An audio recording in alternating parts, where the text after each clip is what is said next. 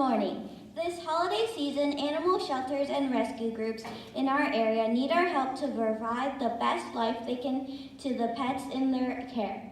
The 5th grade is collecting items for our local shelters on behalf of Operation Santa Paws.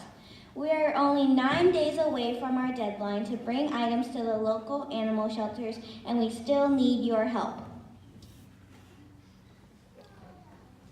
You can help by bringing gently used items from home or purchasing them from our local pet store.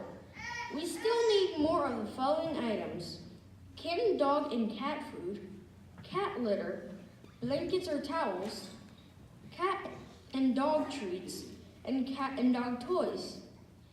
Please bring your items to the 5th grade classroom. Thank you for joining us in helping the lives of homeless animals this holiday season.